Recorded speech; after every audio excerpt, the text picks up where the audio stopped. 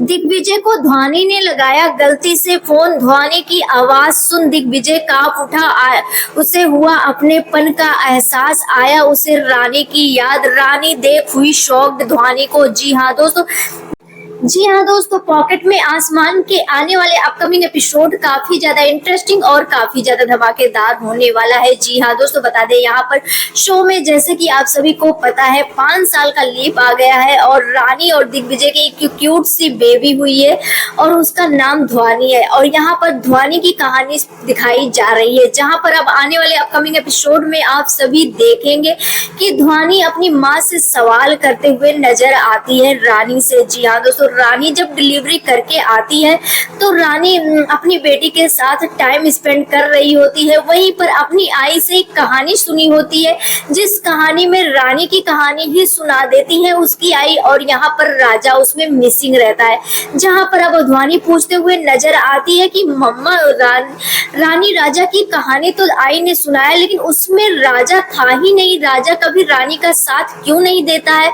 अब इस तरह से बोलते हुए नजर आती है, जहाँ पर रानी अपने ख्यालों में डूब जाती है और उसे अपने पुराने दिन याद आने लगते हैं। और वो कहती है कि मैं अपनी बेटी को कुछ भी हो जाए लेकिन दिग्विजय का साया भी नहीं पड़ने दूंगी। उन दोनों ने जो 5 साल पहले किया है उसके बाद मैं अपनी बेटी के आगे भी उनकी परछाई नहीं पड़ने दूंगी। अब यहाँ पर रानी तो अपना फैसला कर चुकी है, लेकिन यहीं पर बता दे आने वाले अपकमिंग एपिसोड में आप सभी देखेंगे जहाँ पर दिग्विजय एक बच्चों के लिए एक कैंप चला रहा है। जी हाँ दोस्तों, बता दें नरेश, और नरेश के थ्रू ही अब ये बच्ची जो है वो दिग्विजय तक पहुंचती हुई नजर आएगी। जी हाँ दोस्तों, बता दें यहाँ पर अब ये कैंप के बारे में पेपर में न्यूज पेपर में आएगा और न्यूज पेपर में पूरा का पूरा डिटेल लिखा होगा, जहाँ पर इसी में होगा दिग्विजय का नंबर भी।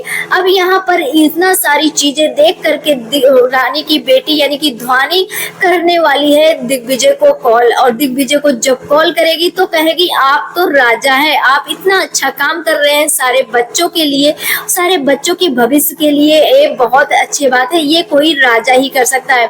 जहाँ पर ये बात सुनकर दिग्विजय काफी ज्यादा शॉक्ड हो जाता है और उसे सबसे पहले अपनेपन का एहसास होता है। उस बच्ची वो ये सोचता है आज तक हमने इतने बच्चों के से बात किया, इतने बच्चे, लेकिन मैं कितने सारे बच्चों से, लेकिन वो एहसास मुझे नहीं मिला जो इस बच्ची से मिल रहा है। अगर आज मेरी बच्ची होती या फिर मेरा बेटा होता तो आज इसी कितने बड़ा होता। अब यहाँ पर दिग्विजय ये सारी चीजें सोच ही रहा होता है, जहाँ पर ध्वनि खूब क्यूट सी आवाज में बातें करती ही जाती। अब यहाँ पर इसकी बात सुन करके दिग्विजय काफी ज्यादा इमोशनल भी हो जाता, लेकिन वहीं पर आ जाती है रानी, और रानी जब अपनी बेटी को बात करते हुए देखती है तो फिर उसके भी होश उड़ जाते हैं। फिर सब साइड में न्यूज पेपर देखती है जहां पर दिग्विजय की फोटो होती है।